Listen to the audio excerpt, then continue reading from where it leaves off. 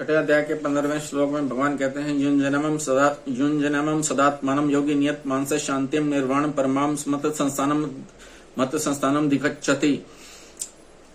वश में किए हुए मन वाला योगी मन को इस तरह से सदा परमात्मा में लगाता हुआ मुझ में सम्यक स्थिति वाली जो निर्वाण परमा शांति है उसको प्राप्त हो जाता है।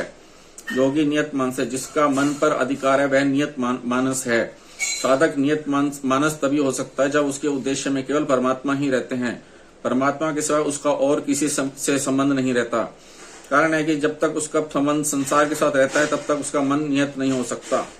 साधक से यह एक बड़ी गलती होती है कि वह अपने आप को गृहस्थ आदि मानता है और साधन ध्यान योग का करता है, जिससे ध्यान योग की सिद्धि जल्दी नहीं होती। अतः साधक को चाहिए वह अपने आप को गृहस्थ, साधु, ब्राह्मण, क्षत्रिय, वैश्य, शूद्र आदि किसी भी वर्ण आश्रम का नहीं मानकर ऐसा माने मैं तो केवल ध्यान करने वाला हूँ, ध्यान से परमात्मा की प्राप्ति करना ही मेरा काम है, संसारिक रिद्धि सिद्धि आदि को प्राप्त करना मेरा उद्देश्य नहीं है। इस प्रकार अहंता का परिवर्तन होने पर मन स्वाभाविक ही नियत हो जाएगा, क्योंकि जहाँ अहंता होती है वहां ही अंतःकरण और बहिकरण स्वाभाविक प्रवृत्ति होती है। युञ्जनमं सदात्मानं 10वें श्लोक में योगी युञ्जीत सततम पद से लेकर 14वें श्लोक के युक्त आसीत मत्तरे पदों तक जितना ध्यान योग का मन लगाने का वर्णन हुआ है उस सबको यहाँ एवं पद से लेना चाहिए।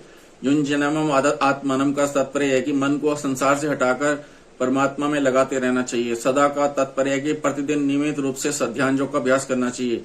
कभी योग का अभ्यास किया और कभी नहीं किया, ऐसा करने से ध्यान योग की सिद्धि जल्दी नहीं होती।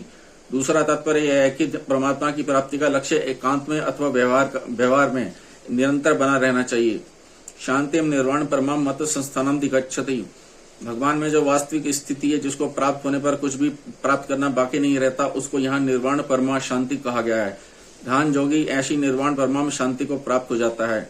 एक निर्विकल्प स्थिति होती है और एक निर्विकल्प बोध होता है। ध्यान योग में पहले निर्विकल्प स्थिति होती है, फिर उसके बाद निर्विकल्प बोध होता है।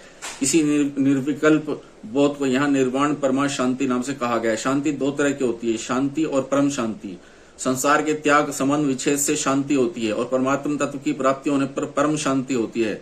इसी परम शांति को गीता में नेष्ट की शांति, 5वें अध्याय का 12वां श्लोक शाश्वत शांति, 9वें अध्याय का 31वां श्लोक आदि नामों से और यहाँ निर्वाण परमा शांति नाम से कहा गया है।